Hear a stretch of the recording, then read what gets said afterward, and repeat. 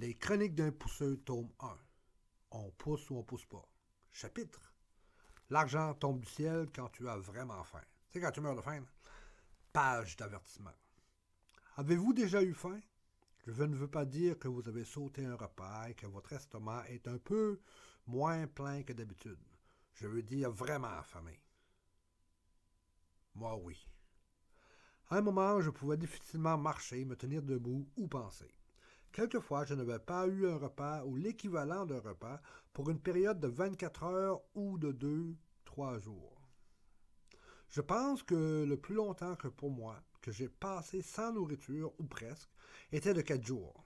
4 jours, genre, je sais pas moi, 3 jours, 20 heures et 74 minutes.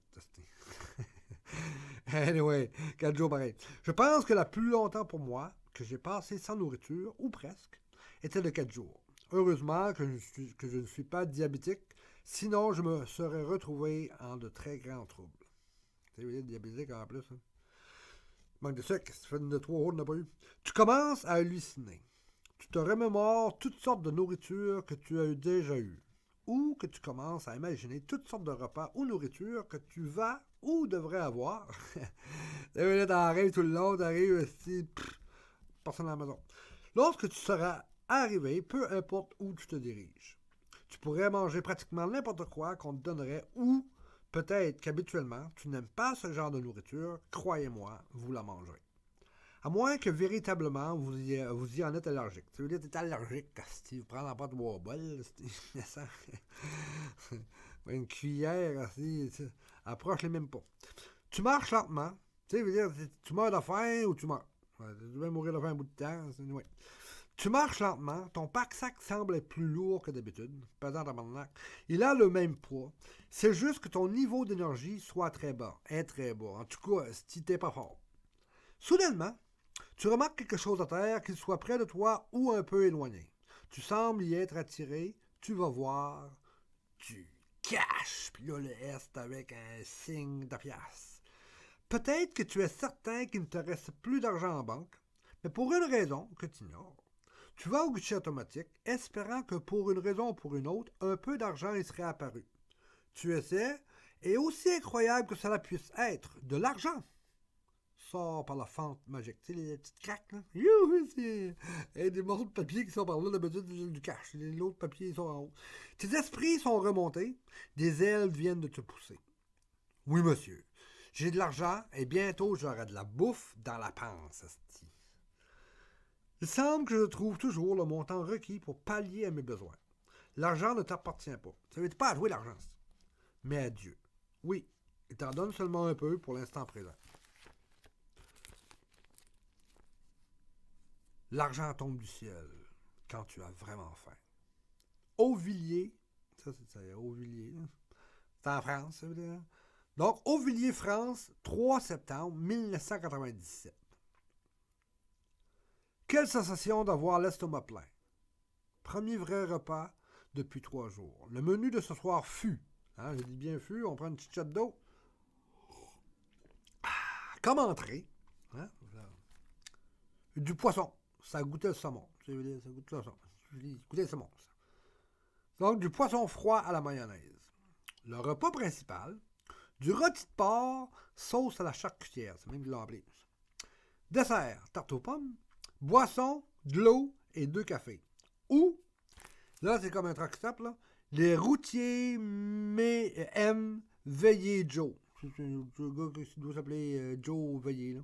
Comment cela fut-il possible? Tu sais que je mange. En voici l'histoire. Je me dirigeais vers la Hollande depuis le 1er septembre et comme de raison, j'étais cassé. J'avais bien mangé le 31 août. Là, l'histoire se passe le 3 septembre. Fait que là, j'avais bien mangé le 31 août. T'sais. Merci à monsieur Christian Leroux de Nebois. Référence 36, référence chapitre à la fin. Puis aussi, chapitre à la fin. Et selon mes notes, ma nourriture suivante fut le 2 septembre. Donc, le 31 au soir, j'ai mangé, puis après ça, c'était le 2. J'avais été voir au refuge pour sans-abri s'ils pouvaient me prendre pour la nuit. Je crois qu'il y avait 22 lits et qu'ils étaient 26. Quand je lui ai demandé s'il y aurait une possibilité d'un lit libre pour le lendemain, L'homme à la porte me répondit que probablement non, puisque certains des résidents y demeuraient depuis plus de 12 ans. Ça veut dire la moitié de la gang, ça fait 12 ans qu'ils sont là aussi. Quand je suis arrivé il y a 7 ans, c'est nouveau.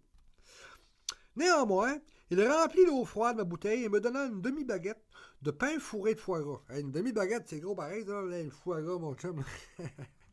Une demi-baguette. Je m'assis sur un banc près de la plage de Dieppe et engloutis le sandwich. Je dormis ce soir-là sur la plage du débarquement. Tu sais, le débarquement 1945, là? Je ne me souviens pas d'avoir rêvé, mais en me réveillant, je me sentais très bizarre. Pendant la Deuxième Guerre mondiale, des soldats par milliers le même jour trouvèrent la mort à cet endroit, leur sang s'infiltrant dans le sable. Il y a peut-être quelques âmes flottant toujours autour. Tu sais, tu travailles, mon Dieu, toute fois que tu sais. Si t'as à peu près, je sais pas, moins 4000 gars qui ont perdu 1 litre de sang, si t'as 2000 litres de sang, c'est que c'est répandu sur cette plage-là pareil, là. Tu veux pas, là. Bon, extrait de mon livre de notes écrit ce soir-là.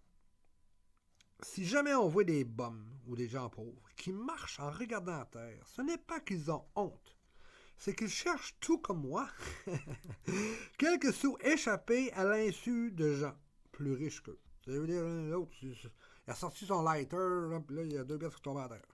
Toi, tu bosses pas là. Sous un banc, je viens de trouver 5 centimes.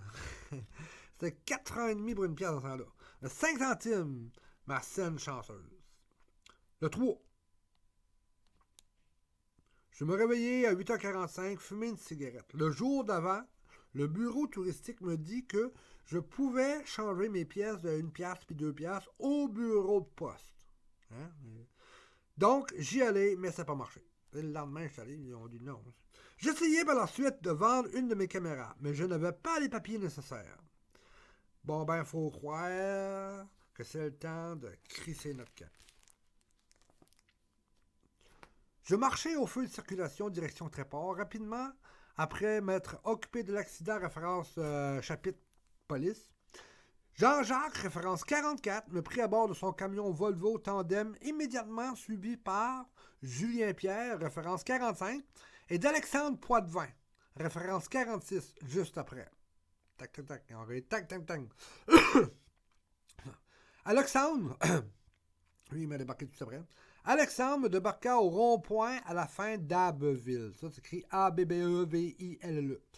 Avant de me déposer, Alexandre m'informa qu'il existait une autoroute plus directe pour la Hollande. Il m'a dit, je peux te débarquer là, à l'autre bout, là, c'est plus proche, c'est direct. Mais pour une raison qui m'était encore inconnue, j'ai insisté pour continuer ma route vers Boulogne. J'aurais pu aller pareil. Alors que cela soit. Après 1h30 d'attente, je demandais finalement à quelqu'un, tu sais, moi j'attendais, moi, il mouille un petit peu, il vente ici, il mouille un petit peu, il vente ici, oh, qui passe. T'as le gars à travers, puis il continue. Je demandais finalement à quelqu'un s'il n'y aurait pas un autre rond-point. Oui, il y en a un. Tout en haut de la côte de 1 kilomètre et demi. C'est ça, 1 kilomètre et demi. 1 demi-kilomètre? D'un demi-kilomètre devant moi. Ah bon. Bon ben, ça a l'air, c'est là qu'il faut que je vais. N'avançant seulement que sur les fioux, mais j'ai été, moi, pack-sac, mon chum. C'était des traces dans la gravelle. Cela m'a pris un bon bout de temps pour atteindre son sommet. Une fois sur le plat, une fois c'était plate, là, directement à l'opposé de la barrière de l'entrepôt de voirie, c'est ça, de l'autre bord, c'est la voirie, si t'as une clôture, si t'as le chemin, si me veut de bord, il n'y a plus de clôture, puis, je sais que je suis rendu là. Une fois sur le plat, directement à l'opposé de la barrière de l'entrepôt de voirie, dans le champ à ma droite, à 2 pieds, donc à ma droite, à 2 pieds de la route, c'est pas long, 2 pieds, là, comme genre 70 à 75 cm, un paquet de cigarettes vides attira mon attention. J'allais ramasser le paquet. Dépassant un petit peu le paquet était, qu'est-ce qu'il y avait là? Un billet de 200 francs, c'est-à-dire 44 piastres, mon chum. Klaus, 44 belles piastres. Incroyable, bon, 45. Incroyable. Il avait mouillé dans le jour, mais le paquet et le billet étaient secs. Les deux sont secs. Elle est 30. Je crois que quelqu'un partant de l'entrepôt après l'ouvrage avait jeté le paquet vide de cigarettes de la fenêtre du passager peu avant que j'arrive en haut. Il était 18h15. La journée de travail venait juste de finir. Si j'aurais, moi d'autre, j'aurais dû finir ça à 18h, virer, puis pogner une cigarette, puis pitcher sur le paquet. Plus loin de ça. Si j'aurais monté le côte, aussitôt qu'on m'avait débarqué en bas, quand le gars m'a débarqué, j'aurais pas à monter tout de suite. Ben, le pas si vite que ça, paquet de cigarettes, n'aura pas été là. N'aurait pas été encore là. Je passais d'avoir presque plus d'énergie. Moi, je suis brûlé. Je me pogne une scène. Monte la côte. Et en être débordant. D'une claque. Ah oui, le trou de 200 francs, mon chum, si boire. là, ça vient de changer. Tout de suite après, Thierry Bois de l'eau, référence numéro 47, me prit dans sa peut-être future voiture. Il testait une Fiat 97. Je marque le char flambant neuf, mon chum. Alors, j'osais en masse, sachant que j'étais un homme affamé et nouvellement riche, il me proposa de m'apporter un routier. C'est quoi un routier? Que je lui demandais, tu sais, t'apporter un routier, il m'a débarqué un routier. Bon, ben, c'est une place où, surtout, les camionneurs vont pour faire le plein. Se reposer, puis manger. Vous l'avez, un truck stop, certain, débarque-moi là. Wow! J'ai acheté du tabac et papier roulé. En rentrant, mon chum, j'ai flyé par là tout de suite. C'est bon, on va se pogner une cigarette sur tête. J'allais à une table, commanda mon souper et écrivis les événements de la journée et engouffra mon festin. Moi, j'ai ouvert ça, mon chum. Bon, on va écrire ça, puis là, c'est arrivé, puis là, j'ai fait mes affaires. Là, je suis reparti. Bon, j'ai mangé mon festin. Sous un lampadaire, je repoussai à 22h15, plein boudin, 77 francs, donc 17 piastres dans les poches, et pour clore ma journée, les deux suivants samaritains s'en occupèrent.